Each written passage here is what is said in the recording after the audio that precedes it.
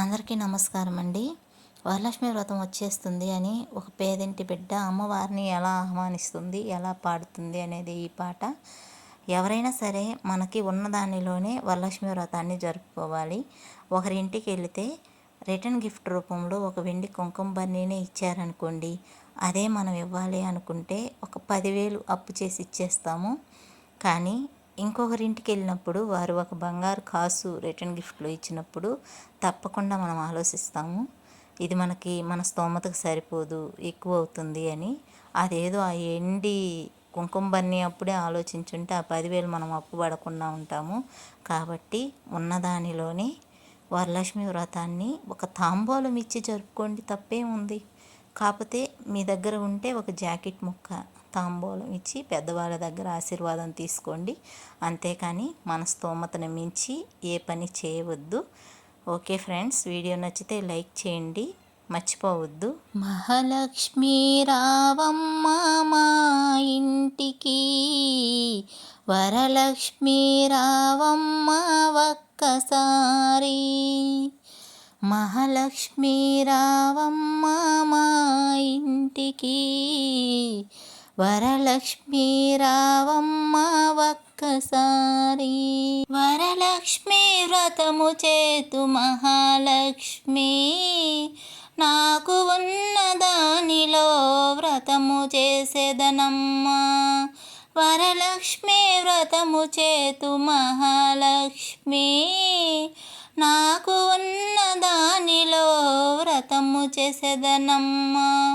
వ్రతము చేసే శక్తిని నాకు ప్రసాదించు, వ్రతము చేసే శక్తిని నాకు ప్రసాదించు, నా సేవలను సేకరించు మహాలక్ష్మి.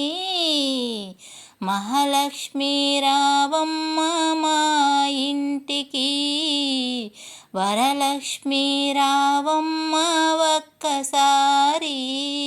మహాలక్ష్మి రావమ్మ మా ఇంటికి, వరలక్ష్మి రావమ్మ ఒక్కసారి.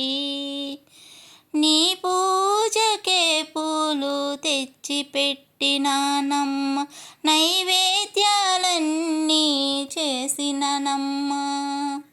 నీ పూజకే పూలు తెచ్చి పెట్టినానమ్మ, నైవేద్యాలన్నీ చేసిననమ్మ.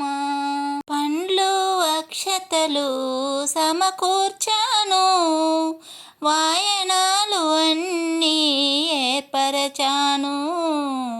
పండ్లు అక్షతలు సమకూర్చాను, వాయనాలు అన్నీ ఏర్పరచాను.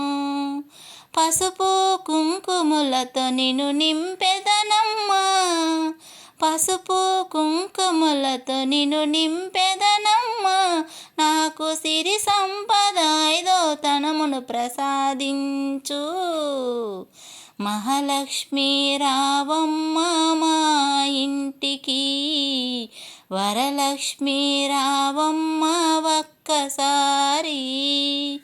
మహాలక్ష్మి రావమ్మ మా ఇంటికి, వరలక్ష్మి రావమ్మ ఒక్కసారి.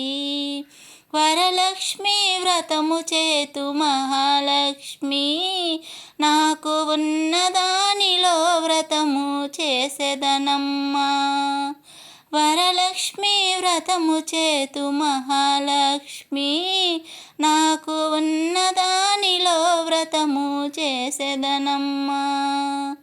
మహాలక్ష్మి రావమ్మ మా ఇంటికి, వరలక్ష్మి రావమ్మ ఒక్కసారి.